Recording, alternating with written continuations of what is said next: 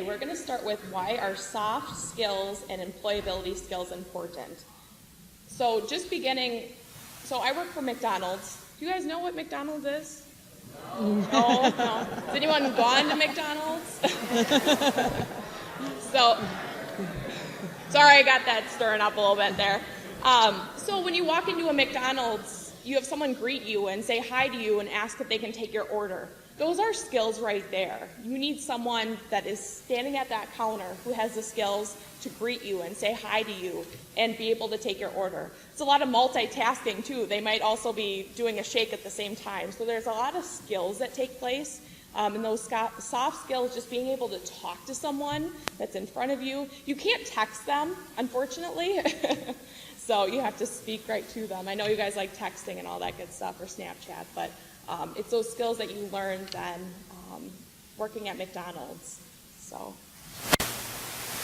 the soft skills carry over to a corporation like us at Hormel Foods, because soft skills is how you deal with your customers, your coworkers, and so getting along with people is very important.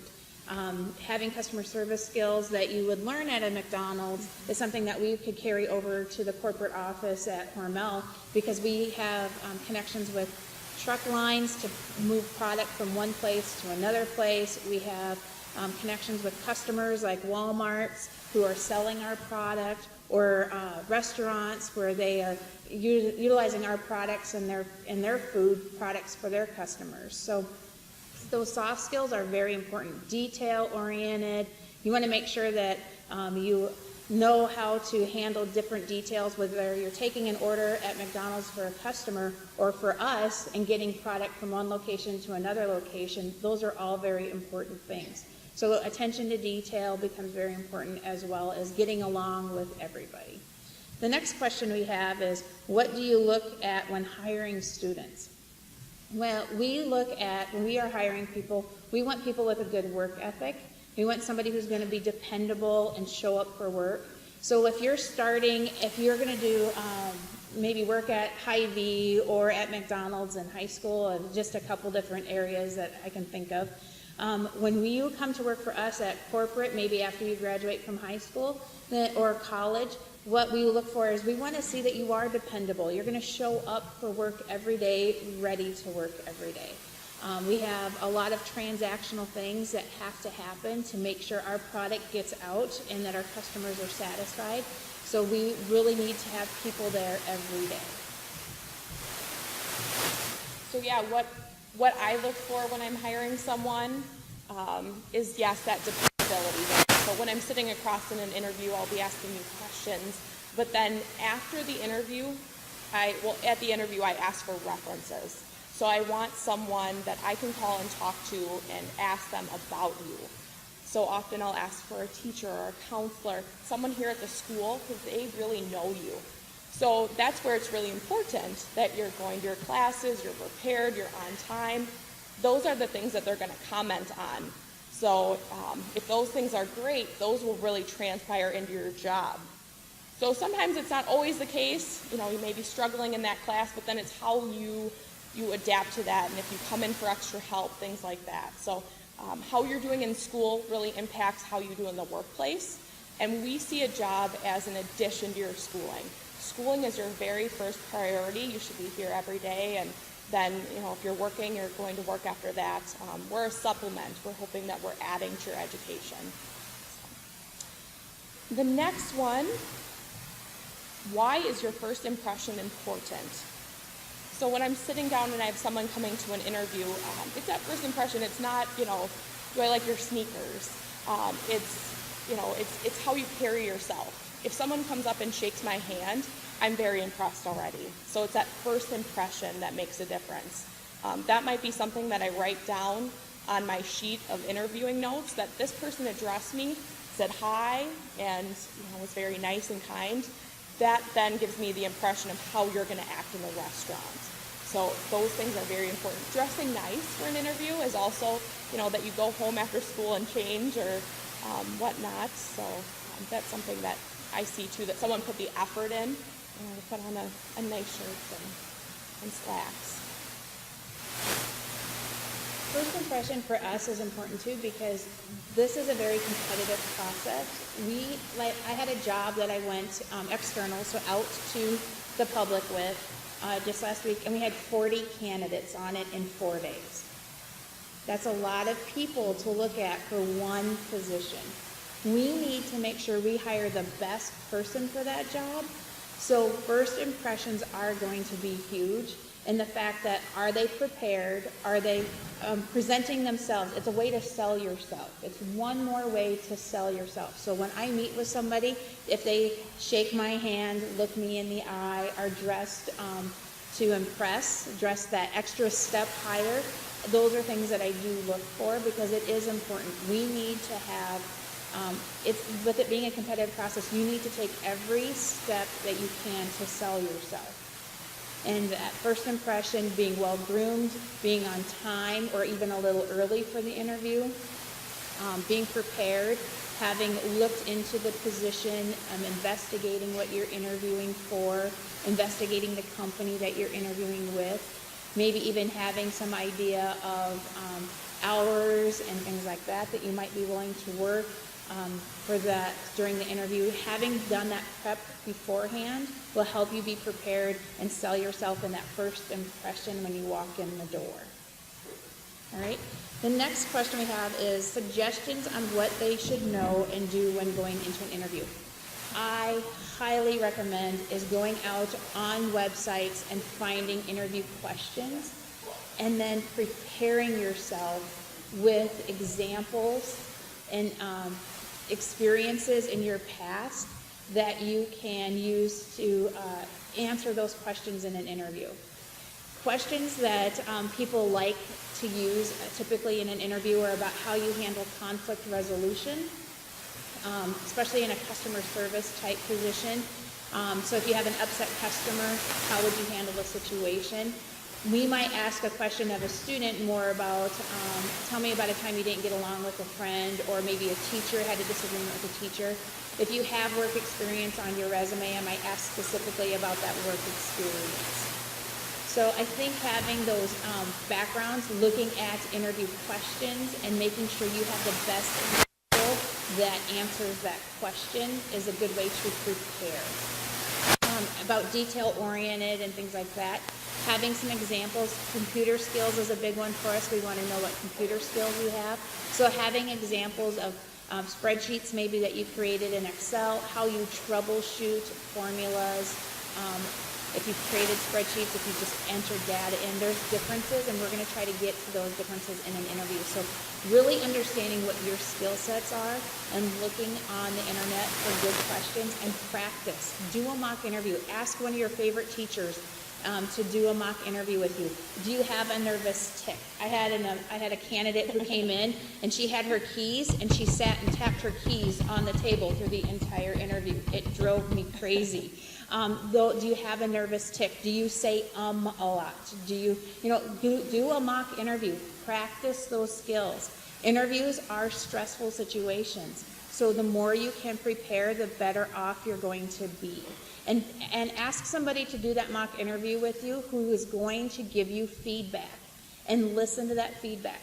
I had another candidate who had his foot tapping against what he thought was the table, but it was really my leg, and I kept moving, and he kept moving. I had a bruise on my shin from where he kept kicking me under the table. Understanding your tics or those nervous twitches that you have is very important, because that's all I remember of that guy from that interview, okay? So he didn't sell himself very well. So understand what those are. Doing a mock interview is very important.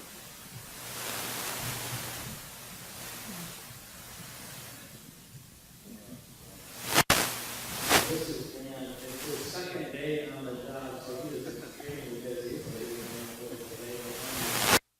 Dan received his master's degree from Iowa State. He's been working for IOD for 30 years, and as I said, he just took the director position at IOD. So Dan, welcome. Thank you.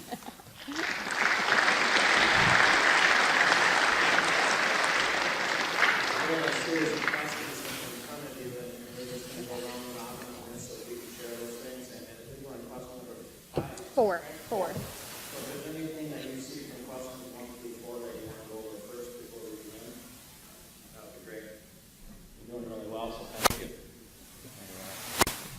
Thank you. Once again, I apologize for being late. Yeah, it's just some miscommunication, I think, at the store. But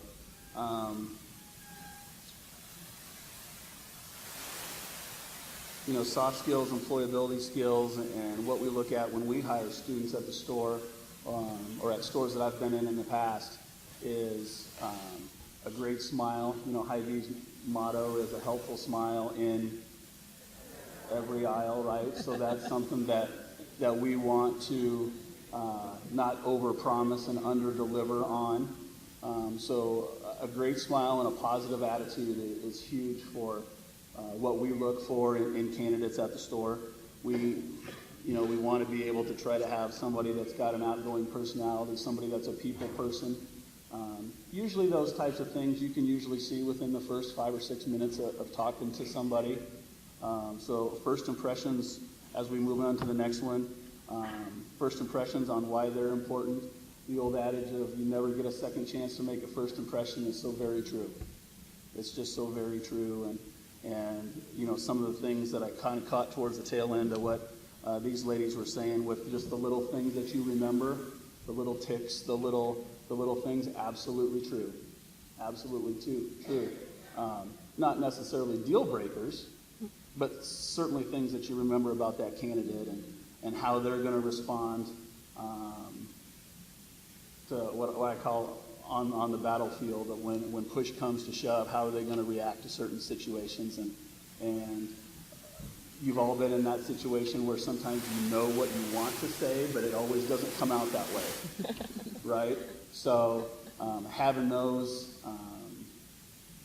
skills to be able to communicate with people and to be able to look somebody in the eye and to be able to smile and greet and have a conversation with somebody and to be polished. Those are skills that I typically look for. When I send my guys and gals out to go interview, I always have them practice. And I have them, in most interviews that you do, you already know 50, 60, 70, 80% of the questions that people are going to ask. You just do. So, tell me a little bit about yourself. What kind of hobbies do you have? What are your strengths? What are your weaknesses? What are all that stuff? So I have them practice those answers. And if they can have somebody ask those questions to them face to face, that's great. Sometimes if they can't, I have them just look themselves in the eye in the mirror so they can practice looking at somebody in the eye instead of looking above or looking away or that sort of thing. I think that's hugely important. And then to speak those answers out loud. Because like I say, a lot of times what you want to say doesn't always come out that way. And so that's why I think first impressions and some of those things are important. And then some of the suggestions that I have my people when they go out to interview, the question that we just got done with is just practice and polish. That's probably the biggest thing that I could say, just the polish part of it. Okay, on interviews, I'm curious, how many of you have gone to an interview? Quite a few out there. Has anyone had in class, have they done mock interviews? It's coming next, huh? So I'm going to give you some insight on when I'm doing an interview. The first thing that I start with is going through work history, which understandably you might not have any work history. So that's when I'll defer to asking you if you've done any babysitting, any yard work, have you helped a neighbor? Those are great things. The minute someone says, oh yeah, I've been babysitting for a couple of years, I do yard work for my neighbor, all of a sudden I get an idea of you and I can see the extra things that you do and that you go above and beyond. So it's starting to paint a picture for me. I might then ask if one of those people you'd be able to give me a phone number for, because then I'd call that person after the interview and ask them, if this person comes and interview or babysits for you, are they on time? Are they dependable? And if someone is allowing you to watch their kids, they must trust you. So no one lets anyone stay with their kids if they don't trust you and believe in you. And then I would go into some questions as far as schooling. What year are you? What classes do you like? Tell me about some of your teachers. Do you have a teacher that would be a reference for you? So think about those things as you're preparing for an interview. And then I'd ask you questions. This is the first question I ask once I get past the rest of it. And tell me a time when you had to work as a part of a team to accomplish a goal. We're very team-oriented at McDonald's, and we want to know that you can work as a part of a team. You guys do that every day in classes, in sports or organizations. So you just think about the things that you've done. I also ask a customer-related question. If you're at the front counter and there's an error with someone's order, how do you fix it and how do you make it better? Start by apologizing. Most people forget that. They're like, oh yeah, I'd always do that. So those are some of the things I go through. And I always ask too, why do you want to work here? Think about why you want to work where you're applying. When you give me a good answer, you're selling yourself then. When you're like, I don't know, do you want the job? And so just think about those things. So yeah, that's kind of here's a little insight on one of my interviews at the restaurant. So the next question is, what should students do to prepare for an interview? I think we kind of covered that a little bit, but researching, understanding what kind of openings there are, and the opening you're interviewing for, being prepared is, doing the mock interviews like we've all talked about, and researching some of those interview questions online, I think are good things to do to prepare for the interview.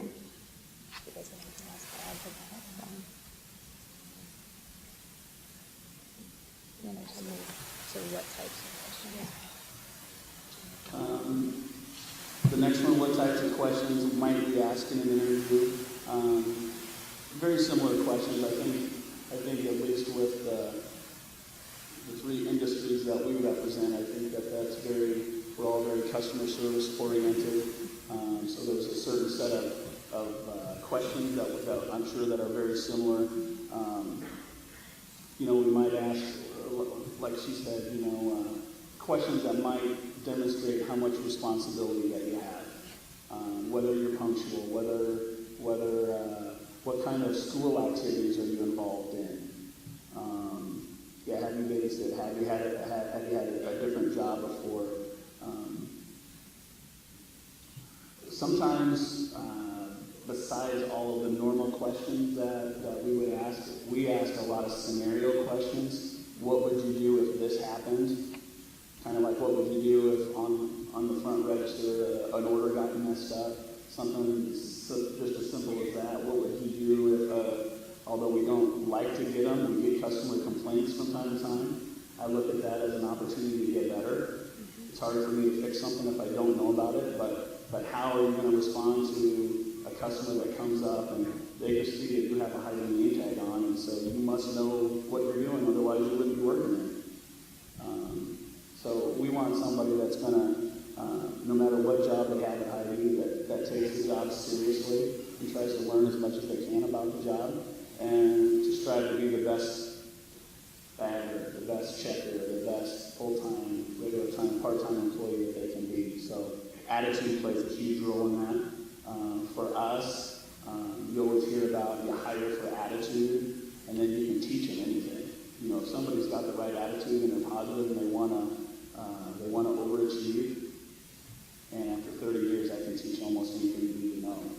And we're fortunate enough to have at our store a lot of people that have been around for a long time that are great resources to help young people out and help people that have just started out. 30 years ago, I was in your shoes too. I started when I was 16 years old. Now, 30 years later, did I think that I was going to be a store director in Austin, Minnesota? No. But you just never know what the future holds. So one of the challenges that I have is when you go in and interview for that job, interview like it might be your last job, because it just very well might. My resume is not that long. It says Hy-Vee, August 24th, 1985 to current. That's it. It's not that long. So you just never know what the future holds, and it's just a matter of preparing yourself to be ready for the future when it comes, or when the opportunity comes.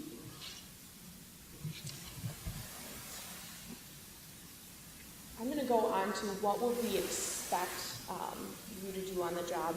So we expect the same things that your teachers expect of you, that you're coming on time, you're prepared. With the store, we expect you're wearing your complete uniform, neat and tidy, ready to work. You're not going to put it on when you're supposed to be clocking in. I always say when I go through an orientation, if you start at 4, you're clocking in at 4, you're not walking in the door at 4. So being prepared, being on time, then you start your shift on a good note. Then you're ready to get in position. We expect you to listen. You do that all day, and you'll continue to do that at work. But listening to your managers and just taking a step back and hearing what's going on, you can really find out what's going on within the restaurant. If you hear someone struggling, or they're just learning how to make a shake and you know how to do that, helping them out. I had worked for McDonald's for 4 years, and I didn't work in the restaurant before coming into HR. So then I trained in the store. I did not know how to do anything. And I had to lean on each and every person that was around me to help me. So making an ice cream cone, it's a lot harder than it looks. You think you just hold it there and it shoots out at people. I learned that you might get the person next to you, tons of ice cream on them, or yourself. So I had to lean on the people next to me to help me. And that's where I had to then tell myself that I didn't know what I was doing and I needed some help. So that's sometimes you need to ask for help when you need it. We expect you to be on time and do your best. When you are doing your best, that is exactly what we're looking for. And then to the customers see that. When you enjoy your job and you like the people that you're working with, that's very attractive. And customers see that and they want to come back. So how many of you work at McDonald's? Do any of you? Oh, I see a few hands there. All right, very good. So you guys get it. You get it what you need to do. And so, yeah. All right. The experiences you gain at working at a Hy-Vee or McDonald's are really going to help you to maybe come and work for us at Hormel. They teach you about being on the job, listening to and taking feedback, working with customers, we have the same things at corporate. We also, we have opportunity for growth and with the company. I've been with Hormel for 21 years. I started in our Fremont, Nebraska plant, and then this is my 5th location in 21 years with Hormel. So opportunities, as you move to different Hy-Vee stores, we have those same types of opportunities at Hormel.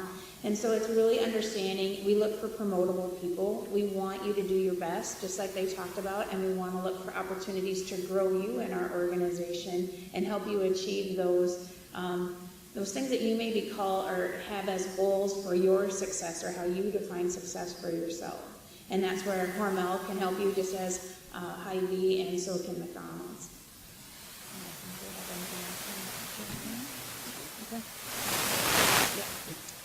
All right, so the next question is, why might someone be let go or fired from a job? Oh, this is not a fun question. Well, first of all, let's just talk about the corrective action process. So we do write-ups. If you walk in late every day for a week, even a few times, you might get a write-up. You might have someone write that down, that you were late every day for this week. And they're going to sit down and they're going to talk to you. It's similar to the school then. If you walk in, the attendance policy, if you walk in late every day, someone's going to talk to you about it. So that doesn't mean that you can't move forward from that point and say, okay, I guess I messed up, I need to do better. So just because you get a write-up does not mean it's over. You're not fired. Unless that happens. But so it doesn't mean that you can't just do better from that point. So fired, there's some things, if you take something from someone else, you behave badly, there are some things that you can do in the restaurant that we would ask you to no longer work there. And that has happened. So just keeping in mind that this is a job. We have, 4,000 employees in our 57 restaurants. We have a lot of people who contribute to the stores every day. And if you're coming to work and you're not being kind and nice, unfortunately, we don't want you there. But if you're going to be kind and nice and treat people with respect, we want you there. Yeah, going along the same lines, you want somebody that's going to be honest. If you're not honest, Hy-Vee's not a good place for you to be at. Just like I'm sure it's not at either one of these businesses either. She touched on it a little bit earlier. I mean, it's a business. What we do, it's a business. It's our full-time careers. It's what we pay our bills with. It's what we feed our families with. We take it pretty serious. Okay, we like to have a lot of fun. But at the end of the day, it's still a business, and we still have bosses that we have to report to too. And so we look for the best people that can help us accomplish our goals. And whether that's going to be short-term or long-term, I think that the end result is still the same. We realize that Hy-Vee is not for everybody, and that's okay. That's okay. But one of the roles that I had as a store director this being my third store now, is that I think that I have an obligation to the people that work for me, and especially the young people that work for me, to be more than just a boss or be a boss plus, to be able to teach them some of the things that you're just going to need to be successful in life, right? It might stink that you get written up because you were late 3 or 4 times, but in the real world, that happens. And if I create an atmosphere where, you know what, it's okay 10, 12, 15, 20 times to be late, it doesn't matter what company that you go work for, that's not going to be tolerated. It's not going to be tolerated to treat people not good. There's not a whole lot of jobs in today's world where you can just sit in a cubicle or sit in a corner and not have to talk to anybody ever. So people skills are a huge thing. The skills, the being on time, the being in dress code, the being in a uniform, all those things seem like they're rules, and they are, but really they're things to help in no matter what line of work that you go into. So it's kind of coaching along the same lines of, yeah, it's grocery stuff, but it's also just trying to better prepare our young people to get a step up in when they come to do the things that they want to do. One of the jobs of being in HR is to have to let people go, and it's not easy. And I was in the middle of letting somebody go once, and they said, "Oh, you just don't like me." And it isn't about that. I don't like to fire people. I don't want to fire people, but it's part of my job. And what I usually find out is that people I'm letting go haven't done their job. So it's a choice that they're making, and I have to do my job. But we also look at them as we hope they still buy Hormel products, or they still go to McDonald's restaurants, or they still go to Hy-Vee grocery stores. We don't do it in a disrespectful way either. It's not easy on any of us to let somebody go. And we do an investigation, and we check and make sure that we are following, and this is the best course of action. We don't fire somebody because of a rumor or because of something like that. It's taking the time and doing the investigation and making sure that we've done everything right. Maybe it is just a coachable moment, and we can work with that employee and give them another chance, and maybe we just have to let them go at that point. It's never easy. But the biggest thing is that if you get feedback as an employee, make sure you implement it and move forward. My daughter, once she was on a soccer team and her coach said she was coachable, and she's like, "That's so mean." And I'm like, "No, that's actually really awesome. That is one of the best compliments anybody could give you, is you're coachable. Because that means that you take feedback and you know how to implement it and make changes to be a better whatever it is. In her case, a soccer player, Hy-Vee employee, Hormel employee, McDonald's employee. Don't let go of that feedback. If somebody cares enough to give you the feedback and help you grow, take it and run with it. All right. Next question we have is, what can students gain or learn from having a part-time job role in high school? I think we've covered some of that, is understanding dependability, understanding and working with customers. It's called work for a reason. It's not called recess or fun sometimes, but we like to have fun at work. You're going to learn some skills in a part-time job in high school that's going to set you up perfectly for future positions. I didn't work, my town that I grew up in was too small. We didn't have a Hy-Vee and we didn't have a McDonald's. We were 300 people. But I did work in a restaurant, a steakhouse, and I got to serve coffee and I got to clean plates and all of that for 6 years. And you know what? Those were some of the best experiences that prepared me not only for college, but also for moving into the workforce after college. And so I've been with Hormel for, like I said, 21 years. I didn't expect to be here. I was going to be a teacher. I was supposed to be a secondary ed teacher, teaching you guys in high school. But I was paying off student loans, and I'm still here with Hormel. So, and just, you know, just like Dana talked, his resume is very small. So is mine. You can have long careers with any type of company. You just have to be willing to grow and have passion for that. So yeah, we went over those skills and Shelley really touched on those. Yeah, the opportunities, great careers. I also then have been with McDonald's for 4 years. I'm right out of college and I've had one job as well. So it's how we progress. I started as an intern and I decided that I really enjoyed the company. So I leveraged myself into a position where they ended up hiring me because me leaving meant they'd have to find someone else to fill that position because I diversified myself enough to where they wanted to hire me on. So then I progressed from an intern to HR administrative assistant. Now I'm an HR manager with about 12 stores that I work with directly versus the 57. But, you know, in our restaurants as well, you know, even if you're just thinking it's going to be a summer job, you can then leverage that summer job into moving into management. We have some high school students in management.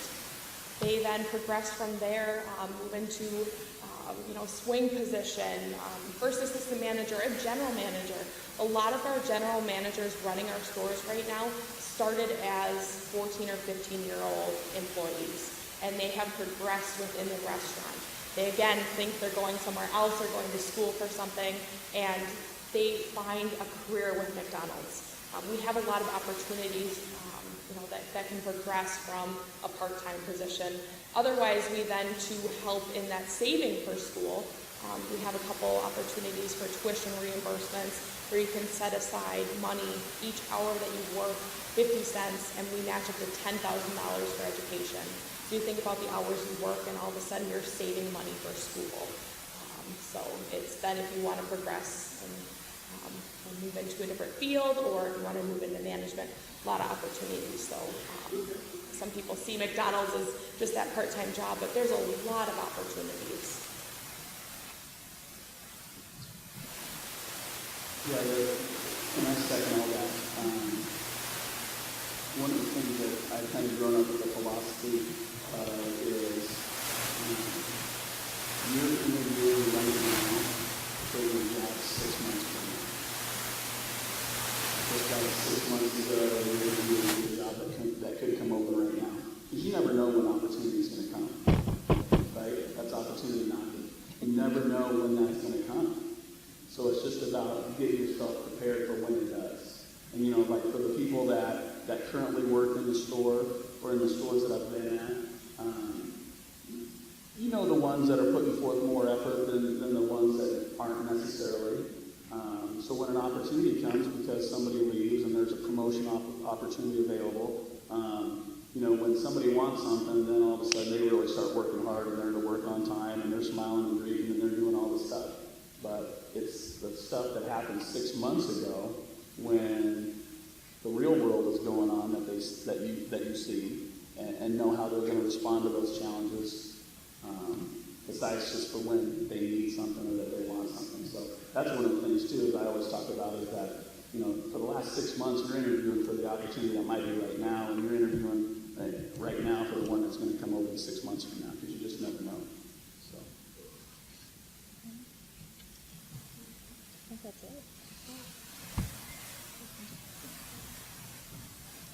Yep. So these are